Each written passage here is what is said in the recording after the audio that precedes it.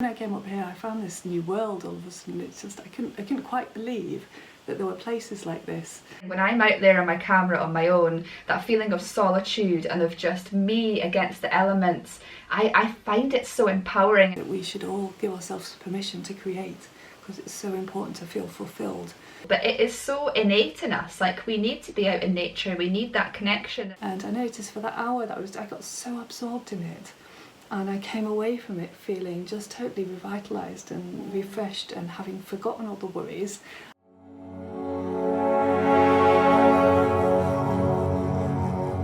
Hi Margaret, how are you doing? Hi, I'm fine, thank you. Good. Thank you very much for taking the time out to speak to me today. I really appreciate it. And during lockdown, I've been reaching out to photographers to basically interview them about their journeys or to debate various topics within photography. You're the first person I've interviewed that hasn't got a YouTube channel. However, I think your philosophy in photography is in many ways very similar to mine, and you're very connected to the Scottish landscape especially, and the idea of mindfulness and the healing aspects of photography. So before we get into that areas of your work, I just wonder, what got you into photography in the first place? Well, it's quite a long story.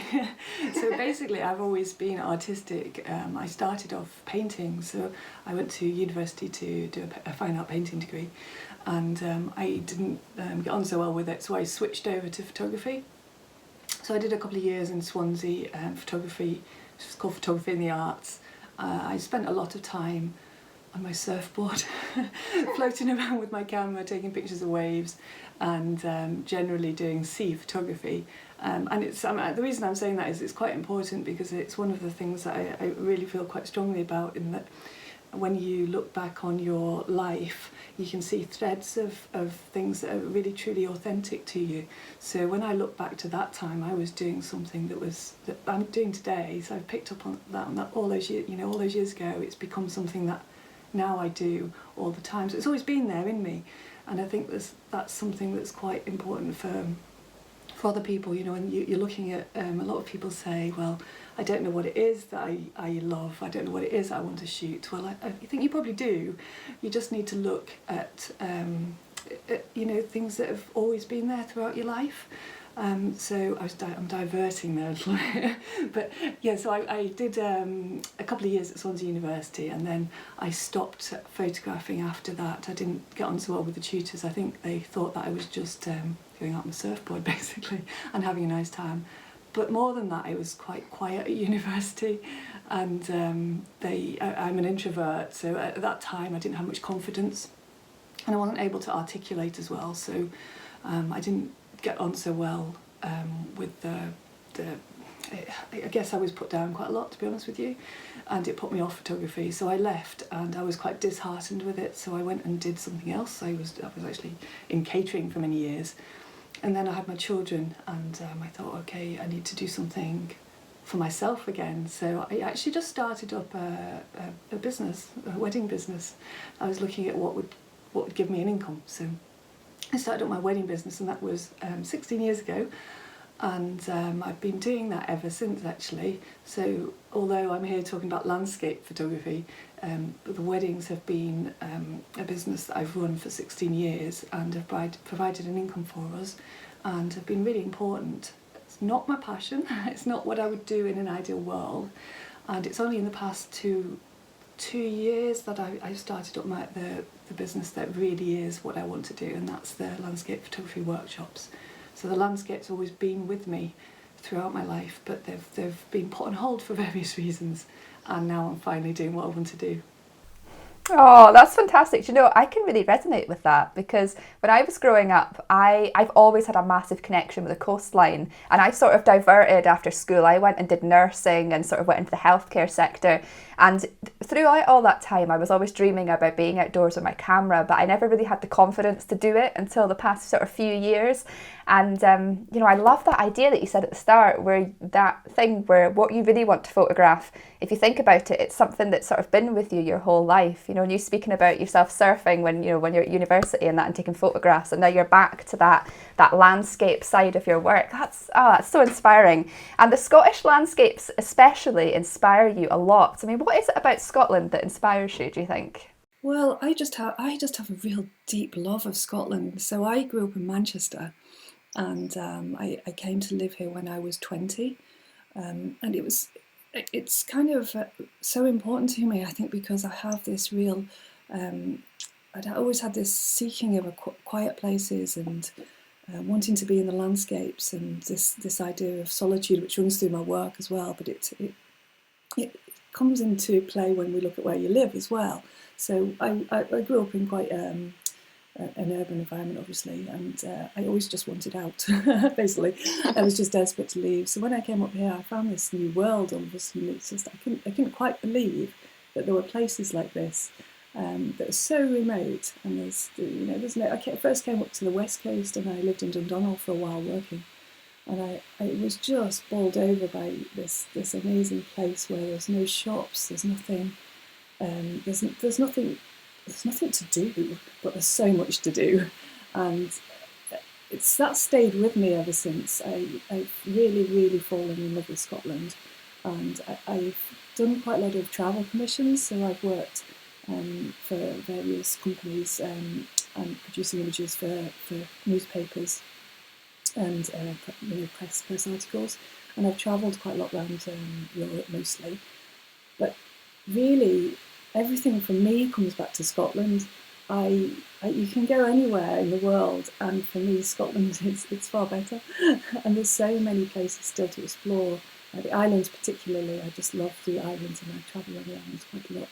And it's that remoteness and that realness and that the beauty is just outstanding. So yeah, I do.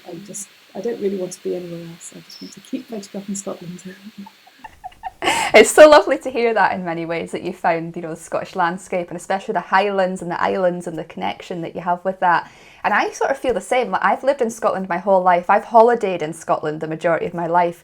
And despite being here and exploring so much of the country, there's still so much that I've yet to explore. And I just love that about Scotland. It's got so many quirky places and remote places and beautiful places for photography. And the journey in many ways is never ending. Now, you kind of touched on this in your last answer, but I was going to ask you next, how does it really feel to you being out in the Scottish landscape? Because I'm very aware of how freeing it can be to be in wild, remote locations with your camera, but how especially does that make you feel? I think it comes back to that whole idea of seeking solitude and seeking quiet and silence, which is really important to me. I've touched on being an introvert. It's something that is quite important in my work, and it's something that I talk quite a bit about because I think it's important. I don't think there's many, just by the very nature of introverts, there's not many that step out and talk about it in a positive way. And it is a positive trait, particularly for creatives. I think we find a lot of creative people are introverts, yet we're kind of it's kind of looked down on. So you say the words introvert, staying home, it's very negative. Where you say the words extrovert and being outgoing, and it's upheld within our society being more extrovert. So I think it's something that's really important to talk more about, particularly in the creative world, because there are so many creatives that are introverts and feel a little bit that they aren't particularly picked up on a lot.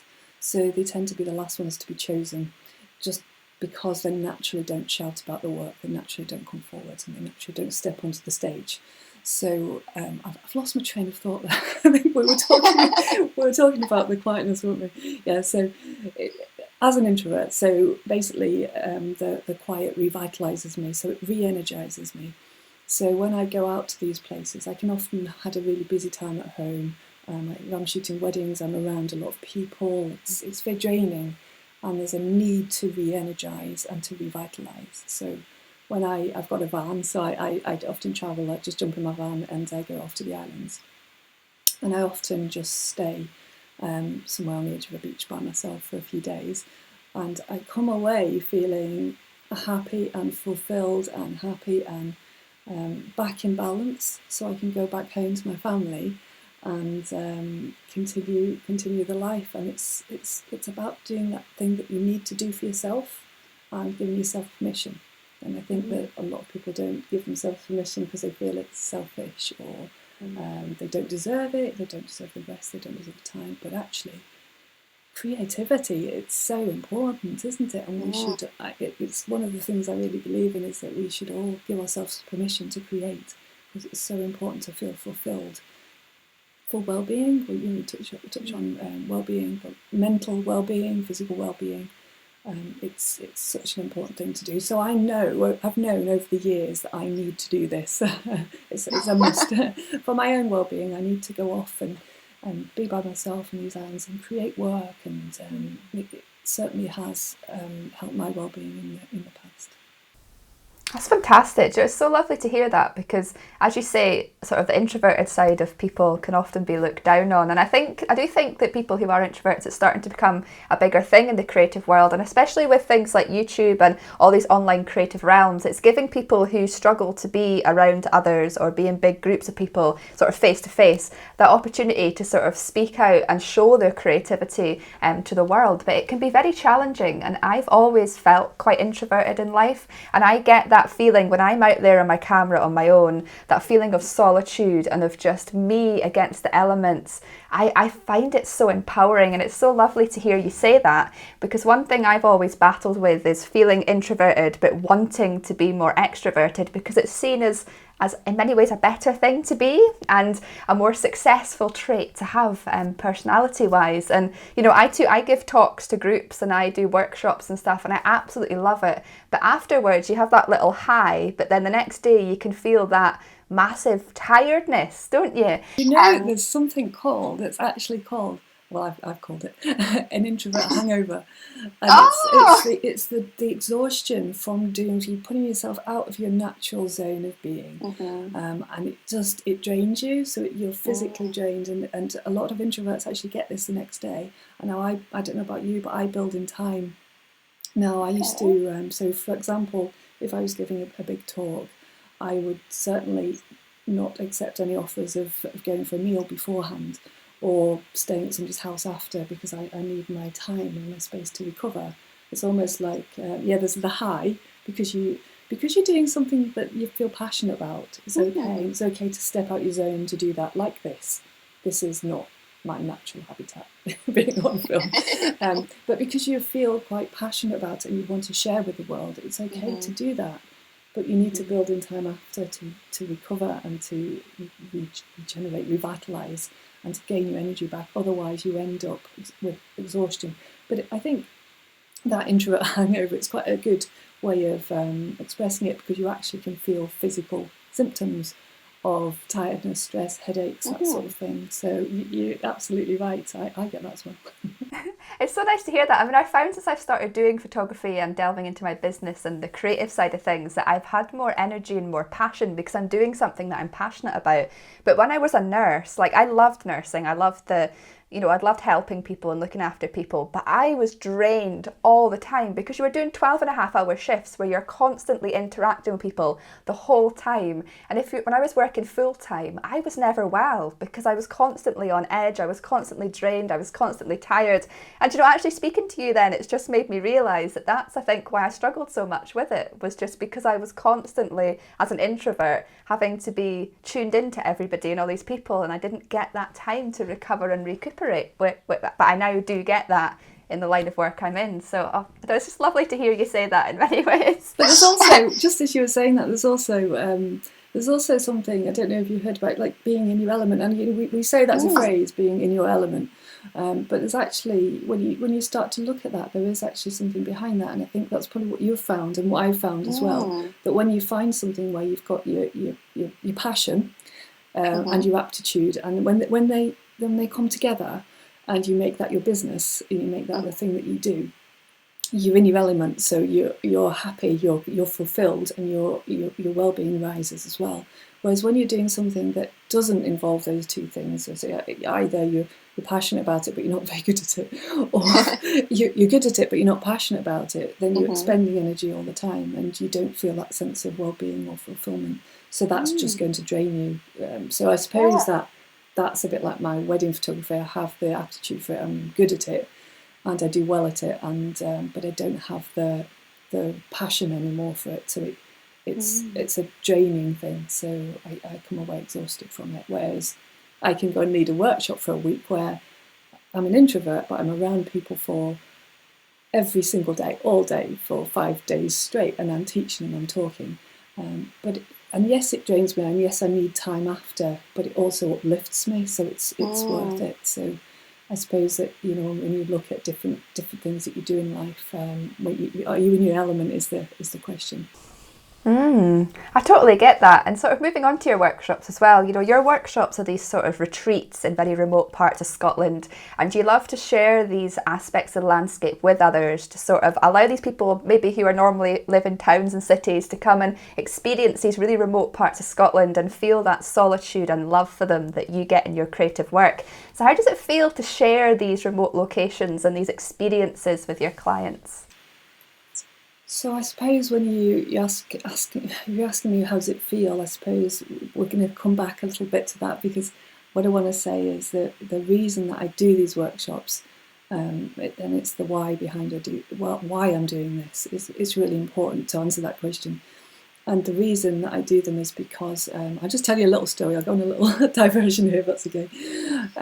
When I was, must be about 10, 15 years ago, I was married, and I had the two little boys, and I wasn't doing the photography. Okay, so I was working in catering. I was working 2 jobs, had babies and toddlers and all sorts of stresses, all sorts of life stresses. I wasn't looking after myself. So I'd lost the photography. I wasn't doing the landscape photography. I was just working, and I was giving, and I was getting sick, basically. I was getting iller and iller. Whether it's a combination of mental and physical, because I was starting to suffer from stress, and it became chronic. And basically, I ended up splitting up with my husband, and I was then found this new life. I went, hang on a minute, I'm here, I've been doing all this for everybody for so long, and I found myself in this place where I now got I sort of started suffering from migraines, so I had these chronic migraines, and it was quite debilitating. But I started to look at my life and thinking, well, hang on a minute, I've lost everything that's me. You know, somehow I've got to the age of 35. And this is actually quite classic. Apparently 35 is when you hit this time and you go, hang on a minute, what about me? What's going on with my life? And so I started to change things around, and that's when I started to start shooting. I was shooting the weddings, but I started to shoot landscape photography again for myself. I started to put myself first, sometimes, not all the time, and go off by myself and do this whole revitalising thing alone in the landscape, because that's what makes me well again. And I started to shoot the landscapes, started to feel better, and, you know, slowly I've got to the place where I am now. So the reason I'm telling you that story is because what I really, really want to do, and what I feel really, really passionate about, is helping others who might be in that similar situation. And so the landscape photography workshops, I didn't start them up for me particularly. I started them up for everybody else, and for those people who resonate with that, if I can help them, facilitate them connecting back with their creativity and finding time for themselves, finding the space for themselves to heal, or to feel better, or to, you know, everybody's got some sort of pain. I don't have to know everybody in this world to know that we've all got some sort of pain or loss in our lives. And creativity and time out in the landscape are the two things that I can help people connect to. So I started the workshops up to facilitate that for others. And so I'm going back to the why. Why is so important to me, because it's for other people. So when I share these landscapes with everybody else, it's so much more than just, look, here's a nice landscape. It goes so much deeper for me. Mm. And if I see somebody else gaining something from that, and connecting and feeling, or just feeling happy when they leave, or feeling like they've had a great week and they've really had time to have downtime, and they've seen amazing landscapes and connected with it and created work, then that's it for me. I'm happy. My work's done. So it's quite a long answer. Yeah, no, not at all. That's absolutely fine. It's so powerful, I think, especially in the modern day world. It's so busy. People work these crazy hours, and obviously with family life and all that kind of stuff, it can really get on top of people. So it's so nice for somebody like yourself to use your qualities to take people to these locations and try and, share your experience with them, but share these beautiful places with them in the hope that they might get something positive from it. And I'm sure the majority of the time these people do, because people are looking for that remoteness and that connection and something that little bit different. And one thing you're very mindful of in your workshops is, obviously Scotland has got so many incredible landscapes and some very iconic ones, but in terms of your workshops, you tend to take people to really remote parts of Scotland that aren't really deemed as the iconic landscape photography locations, but they have so much to offer in many ways. So why do you pick particularly these like well-known, really remote places for your workshops? Do you know, I hadn't even thought about it until you said that, and I think it's because it came naturally to me, probably. So I don't consciously say I'm not going to go to iconic locations. I've not done that particularly.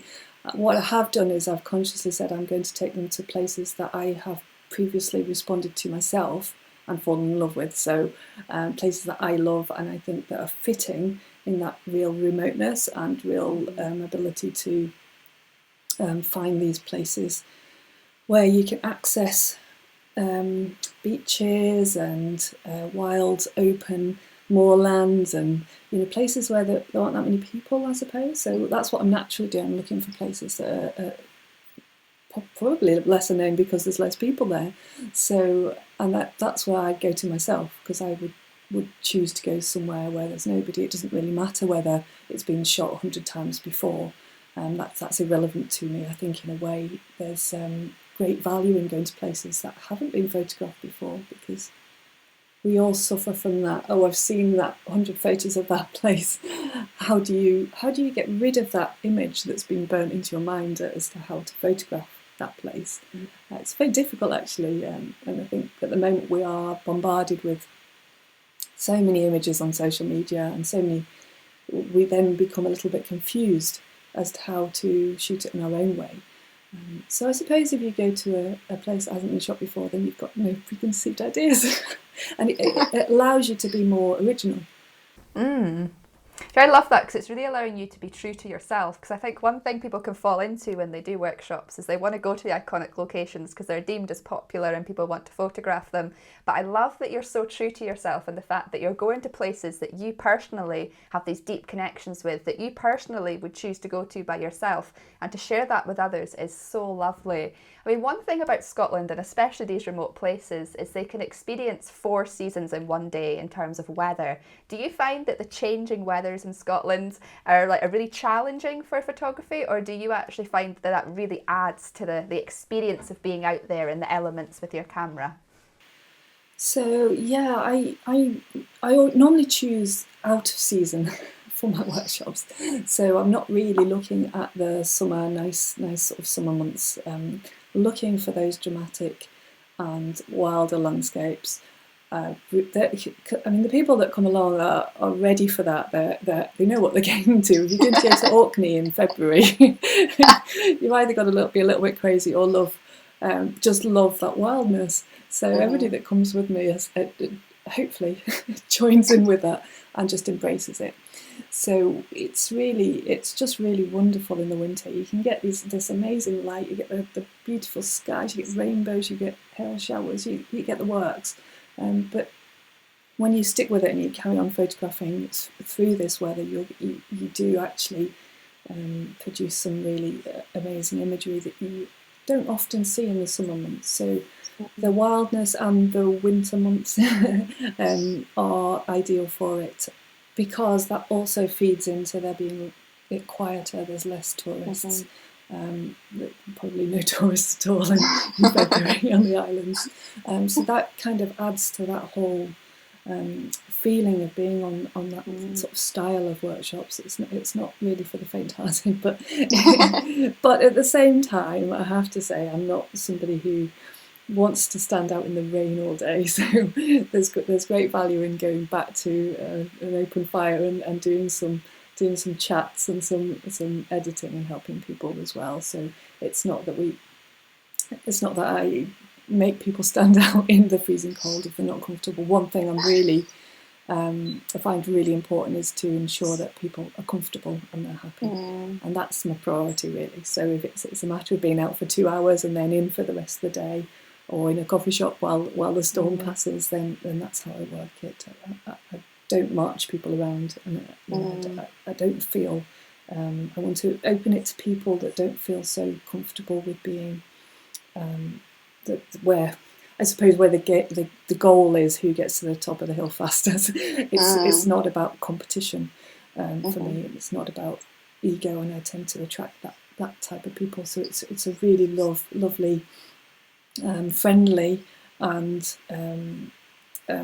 environment for people that they can feel safe. And it doesn't matter whether there's a storm going on outside. So it's really lovely because it's about getting that balance, isn't it, about the photography and the learning aspect of it, but also having this all-round experience. And one of the main things about your workshops is it's about mindfulness and connecting to nature. And I mean, what is it, do you think, about being out with your camera in nature that is so good for people's mental well-being?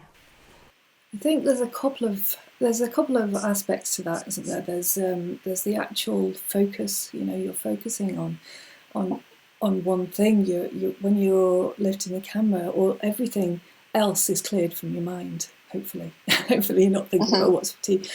You have to really concentrate on that. You have to become in tune with the landscape. So it's a very mindful act. Just simply photography is mindful in itself. Some people forget that side of things, and they rush around, and they have these as I was talking about earlier, the ideas of what do I want to get from this, what I've got to get this amazing image, and I've got to get one here and one here and one here, and when I teach, it's more about, okay, it doesn't matter, it's a lot about it is about the act, and actually being in the landscape, absorbing it, and the images will follow naturally, and you may create a lovely image that day, you may not, but the only way you'll do that is by slowing down and really connecting, rather than rushing from one place to the other. So I suppose when I talk about that, when I think back to some of my images, there's a real strong connection between the experience and the actual image at the end. So and that's the important thing for me. It's how you put the experience into the image. So the only way you do that authentically and well is by really slowing down and connecting, and it's got to be something that feels really powerful. Otherwise, you can tell images that don't have soul to them. When you look at images and they're just like, oh well, it's lovely and it's technically correct and it's sharp, but it's got no soul to it. It's got no heart to it. It's kind of, you can see it. You can actually see it. So lost my train of thought. Mindfulness. The other thing about mindfulness is actually we're outside, aren't we? It's getting people outside, and being outdoors is so healthy. It's really, really important. And in this busy world where we're rushing around and we've got constant communication, that slowing down and being outdoors is something that's fundamentally kind of been lost in this generation. Probably not for the landscape photographers, because they will listen to this, but there's a lot of people that have forgotten that that we're filled with a world of stress and chronic illnesses, and we look at pharmaceuticals to heal us, but actually there's probably something even better, and it's just going out for a walk.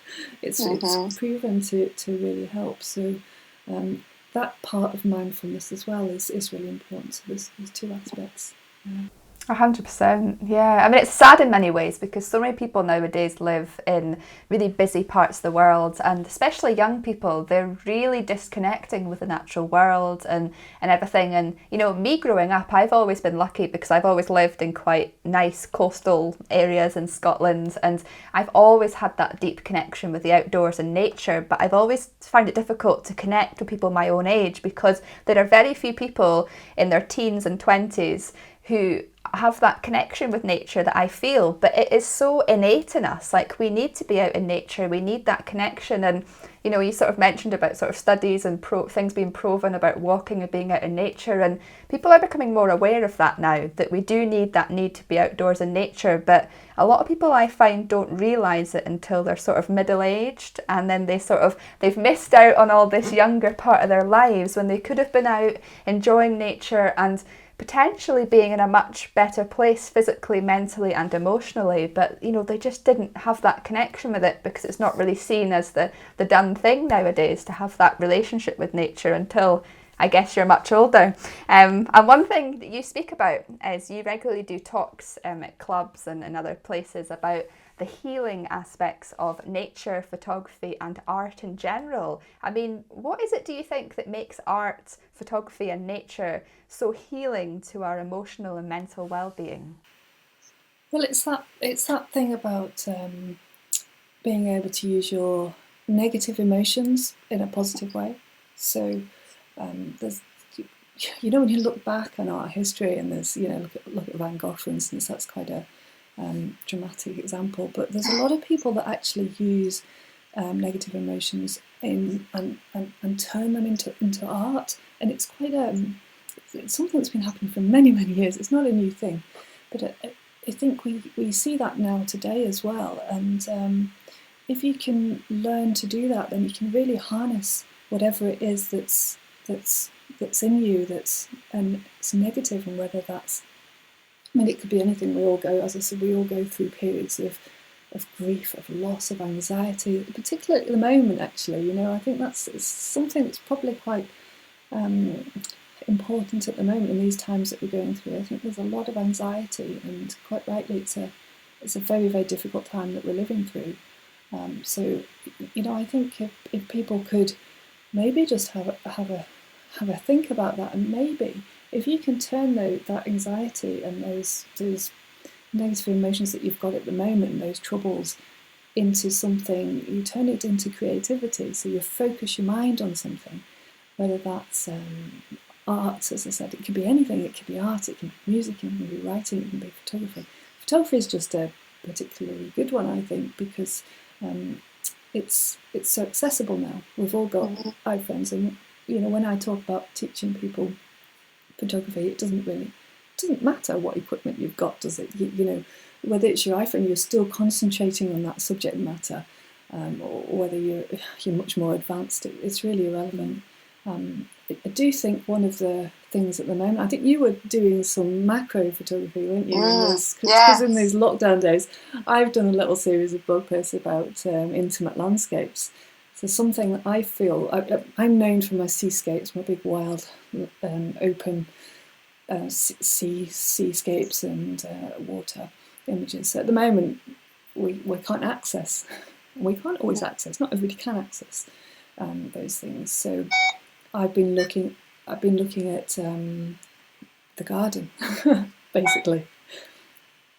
So I've been Sorry. That's okay. Slightly distracted there. Basically, I haven't been well for 7 weeks in this entire lockdown.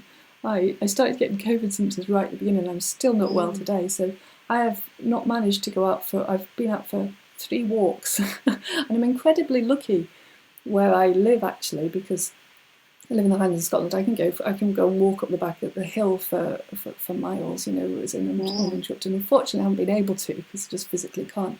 So what I have done instead is look at the garden, and the garden's very lovely. We've got a lovely patch of flowers and grasses, and that's really helped me because I haven't been able to do any of the things that make me feel better. I haven't been able to go to the water. I haven't been able to go for a walk, which I found really difficult. So I'm probably in the same situation as a lot of people at the moment. We're a little bit trapped. We're a little bit anxious, worried.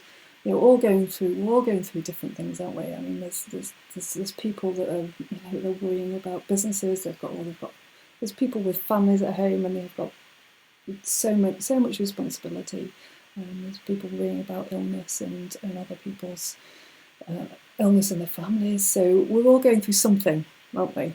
So I think we're all dealing with it on in different ways. And I've been dealing with it by going and doing things very, very close to my back door. So when we were talking about mindfulness, it's partly, I noticed that I went out the back door and I was looking, I was like, there's nothing here, surely there's nothing here. But then I noticed there was some lichen on trees, and I was doing some really close in details of the lichen and the grasses. And I noticed for that hour that I got so absorbed in it, and I came away from it feeling just totally revitalised and refreshed, and having forgotten all the worries. And it was a really wonderful thing to do. So I think that's maybe something that everybody should take away at the moment. Go out into your back garden and have a look what's there. Definitely. I mean, when lockdown began, I was really struggling in many ways, because I was like, I can't go out and photograph the sunrise or the sunset, go to these beach locations and all these gorgeous places I'd normally go to.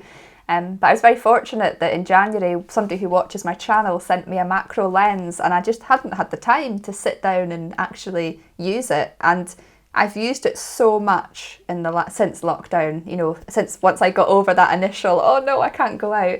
And, just photographing in my back garden or going on my daily walk and taking my camera with me, it is so amazing what, genres like macro photography can open your eyes up to, and can really help you get creative and get through this challenging time. And I mean, you don't even need a macro lens. My dad's got a telephoto lens, and he's been sitting like a metre or two away from plants and zooming in and photographing bees and that landing on them. Just using whatever you have, but adapting your photography and creative style to it to get through this time, and I suppose, keep yourself in a good sort of mental space.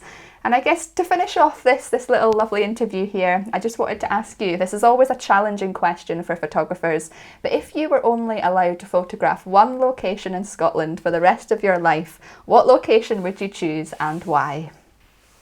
One location. That's tricky, isn't it? I think at the moment the place I would say would be Scarisdale and Harris.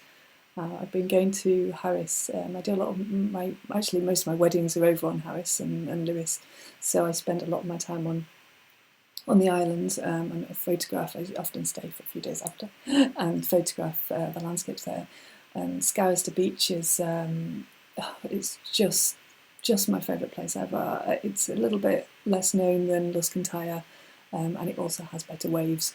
So sometimes you can get really big waves, and they can be lovely and clean. And I've got some lovely memories of sitting on Scarisdale, usually alone because there's not many people there. So at the moment, I would probably say, it's got to be there. Oh, that's so lovely. I mean, Harris is such an amazing location, but there's so many little parts of it and little hidden coves and bays that you can really enjoy. And that's a really, really, really good location to pick. 100% see why you've picked that, especially with the sort of introverted nature of being in this wild, remote landscape and the solitude. So yeah, thank you very much for taking the time to come and speak to me today, Margaret. I really, really appreciate it. And I hope that you'll continue to get through lockdown, and we'll hopefully get out of this soon and be able to get out into our wild landscapes again very soon. So yeah, thank you very much for your time, and all the best with everything in the future. Thank you. Real pleasure. Thank you.